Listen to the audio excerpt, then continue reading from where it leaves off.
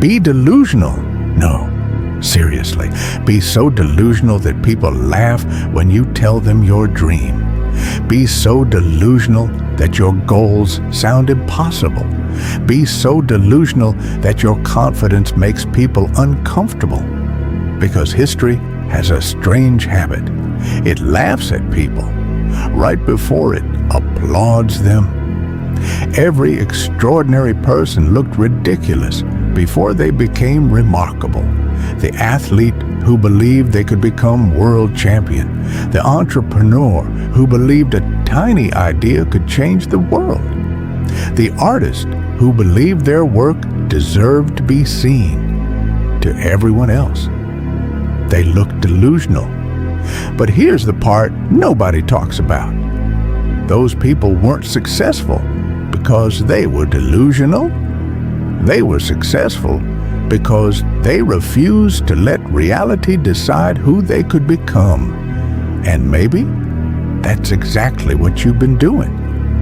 Looking at your current life and treating it like a prediction of your future.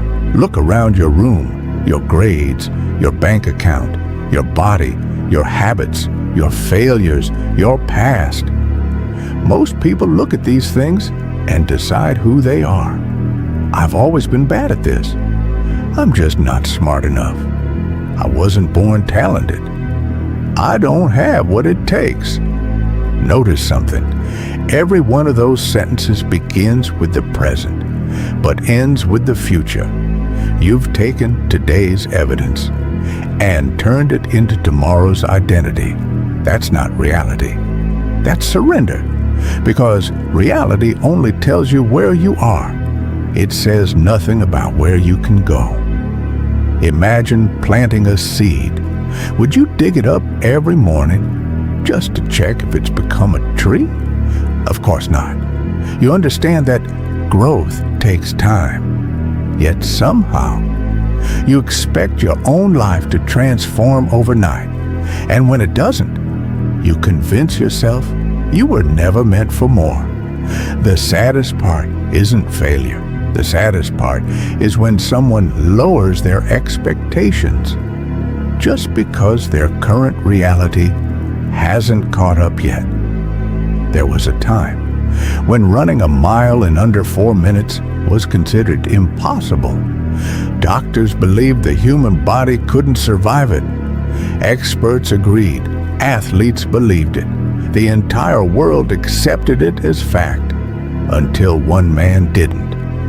Roger Bannister didn't wait for permission. He didn't wait for science to update its opinion. He believed his mind before the world believed his body. And when he finally broke the 4-minute barrier, something unbelievable happened. Within months, other runners started doing the same. The impossible had simply been waiting for someone delusional enough to attempt it. That's how progress has always worked. Someone sees a future that doesn't exist yet. Everyone calls them unrealistic. Then reality quietly changes its mind. But wait, there are two kinds of delusion. One destroys lives. The other creates them. The first kind is believing you deserve success without earning it. Believing the universe owes you something. Believing positive thoughts alone will change your life. That's fantasy. And fantasy is comfortable because it demands nothing from you. The second kind is different. It's waking up every morning knowing your current life doesn't match your vision and still showing up, still working, still learning, still failing, still believing, not because you have proof, but because you refuse to let temporary evidence become permanent truth. That's the kind of delusion that changes lives. Think about it. Confidence doesn't magically appear. Nobody wakes up one morning certain they'll succeed. Confidence is built. But before confidence, there has to be belief, and belief is irrational, at least in the beginning. Because in the beginning, There is no evidence, no results, no applause, no success, nothing, just an idea, a dream, a possibility. And that's exactly why most people quit. They demand evidence before they're willing to believe. But life works in reverse. First comes belief, then comes action, then comes failure, then comes learning, then comes repetition. And only after all of that does the evidence finally appear. So ask yourself, how many dreams have you abandoned simply because reality hadn't caught up yet? How many opportunities have you ignored because you needed proof first? Maybe you've been waiting for confidence when confidence has been waiting for you. Every version of your future self is built on decisions your current self is too afraid to make. And maybe that's why courage feels so strange. It always looks like delusion until it works. The hardest part about chasing something extraordinary is that nobody claps in the beginning. Nobody notices the extra hours. Nobody sees the sacrifices. Nobody understands why you're saying no to comfort. To everyone else, it looks like you're wasting your time. Because the world has a simple rule. It rewards proof, not potential. People don't celebrate what you might become. They celebrate what you've already become. And by the time they notice, they've missed thousands of invisible moments that built you. The early mornings, the lonely nights, the failures, the doubt, the repetition, the moments where quitting would have made perfect sense. Success is visible. The process isn't. That's why so many people underestimate what greatness costs. They see the finish line, but they never see the road. Imagine if every inventor, every athlete, every creator quit the moment people called them unrealistic. How many ideas would have died? How many dreams would have stayed dreams? The truth is, the world is designed to doubt anything it hasn't seen before, not because people are cruel, but because certainty feels safe. When someone chooses a different path, it forces everyone else to question their own, and that's uncomfortable. People don't always reject your dream. Sometimes they reject the possibility that they gave up on theirs. So don't expect everyone to understand. Some people will call you arrogant. Some will call you unrealistic. Some will quietly wait for you to fail, just so reality can prove them right. Let them, because none of them are living your life. None of them are carrying your vision, and none of them have to wake up with the regret of never trying. Your brain is listening, even when you're not. Every sentence you repeat becomes a brick in your identity. I'm always unlucky. I can't stay disciplined. I never finish anything.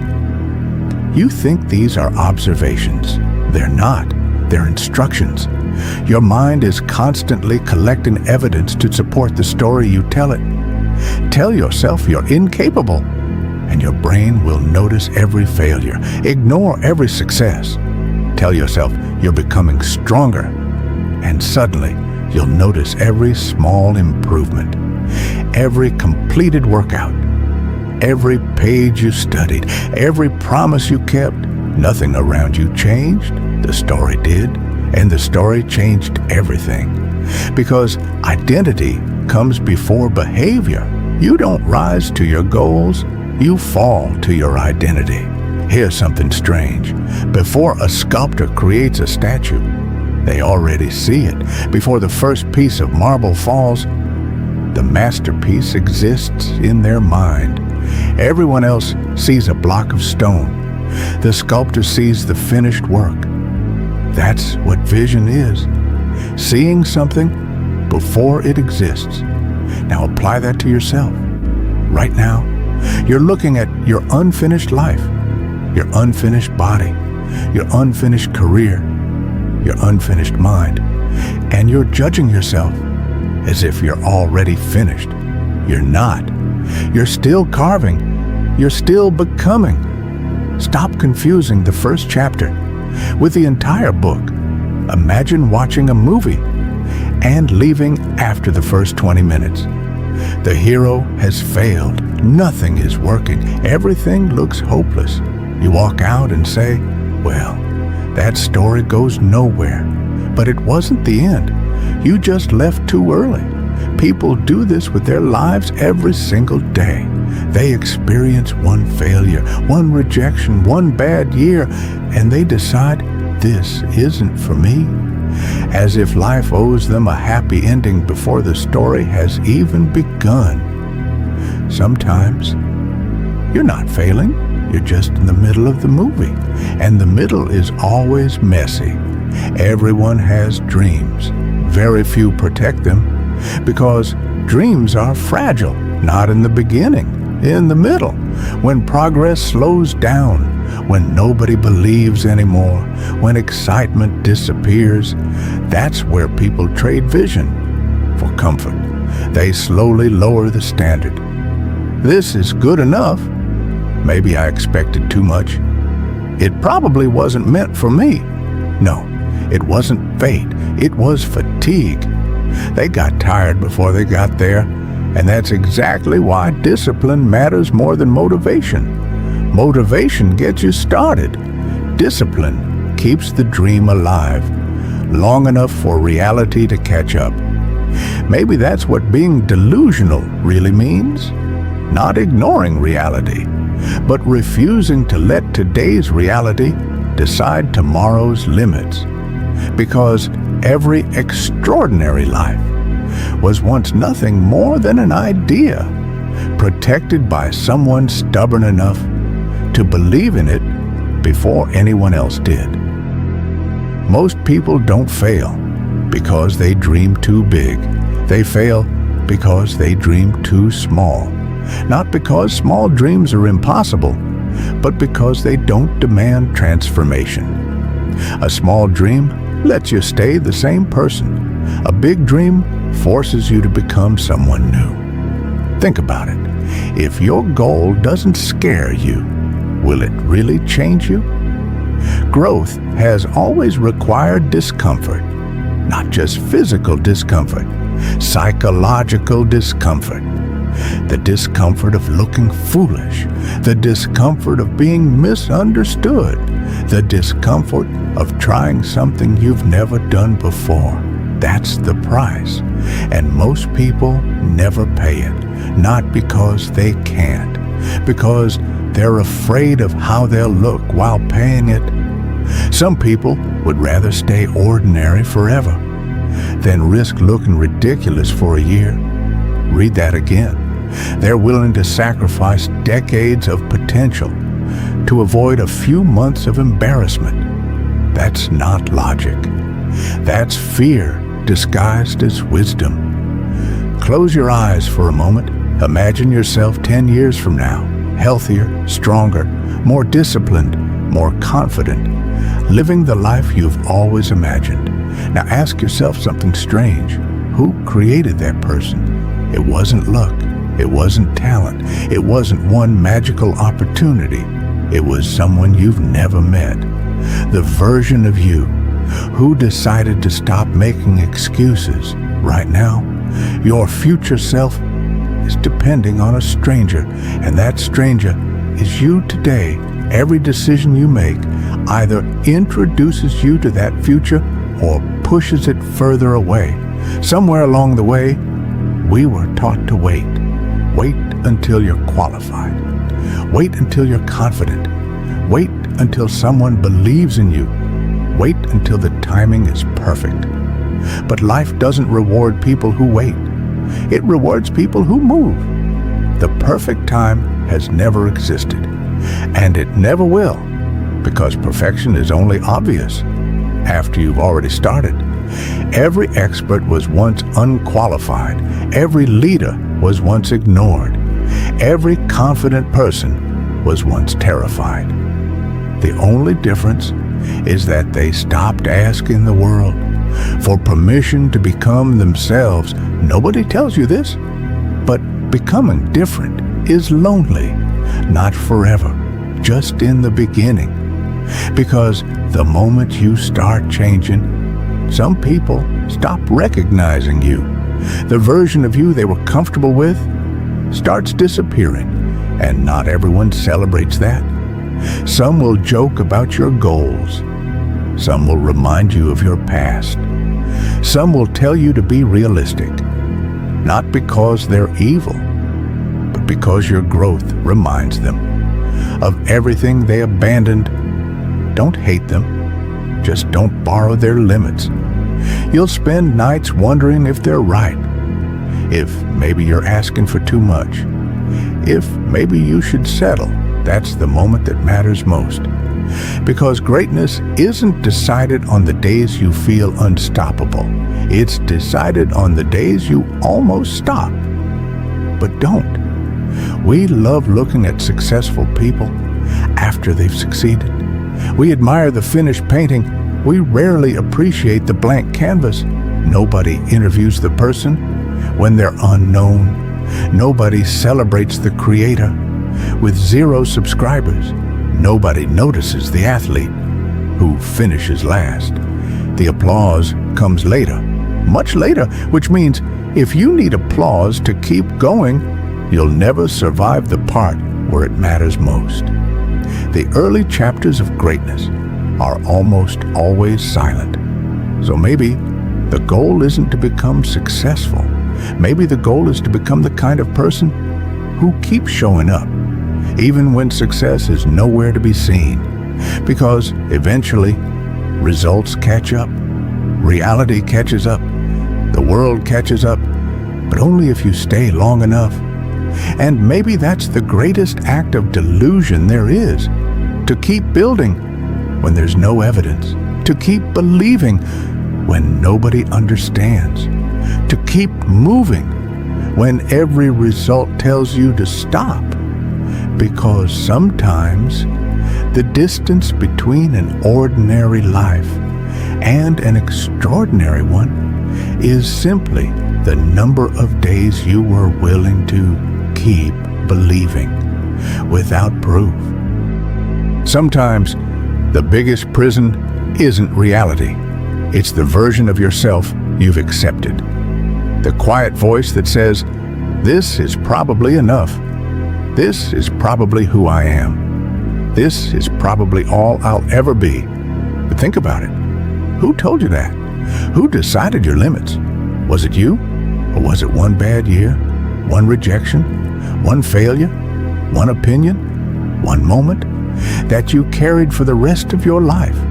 Imagine if a child stopped learning to walk because they fell the first 100 times.